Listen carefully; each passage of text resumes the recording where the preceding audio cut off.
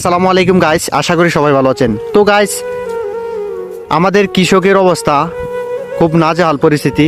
তো গাইস, কৃষকরা দেশের অর্থনৈতিক অবস্থাতে কি কি ভূমিকা রাখে আমাদের এক কৃষক ভাইয়ের কাছ থেকে শুনবো।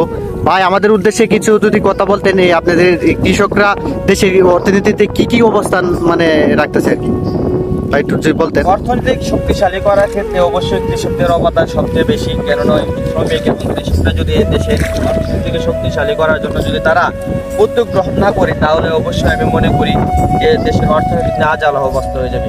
কৃষককুল যদি মাঠে কাজ না করে, তাহলে দেশের অর্থনীতি উন্নয়ন হবে না। এর প্রধান কারণ হলো দেশের একটি বিশেষ ভূমিকা রাখে বাংলাদেশের শিল্পখাত, পোশাক শিল্প। বিশেষ করে যখন গ্রাম অঞ্চল থেকে পাট উৎপাদন করে, যখন কৃষকরা এই পাট থেকে বিভিন্ন রকম বস্ত্র, বিভিন্ন রকম আসবাবপত্র, অনেক কিছু সৃষ্টি হয়। এই আসবাবপত্র বিভিন্ন দেশে বিক্রয় করে বা রপ্তানি করে বাংলাদেশ যে বৈদেশিক মুদ্রা অর্জন করে, তার সর্বোচ্চ ভূমিকা পালন করে বাংলাদেশের কৃষক এবং শ্রমিকরা। সরকার যেন কৃষক এবং শ্রমিকদের প্রতি দৃষ্টি আকর্ষণ করে এবং কি তাদের প্রতি নজর দেয়, তাহলে দেশের অর্থনীতি আরও শক্তিশালী হবে। এবং বিশেষ করে গ্রাম অঞ্চলের রাস্তাগুলির জন্য পাকাকরণ করা হয়, সেই দিকে দৃষ্টিপাত রাখি। কেন নয়, অনেক সময় দেখা যায় দেশের অর্থনৈতিক উন্নয়নের ক্ষেত্রে রাস্তাঘাটের ভূমিকা অনেক বেশি।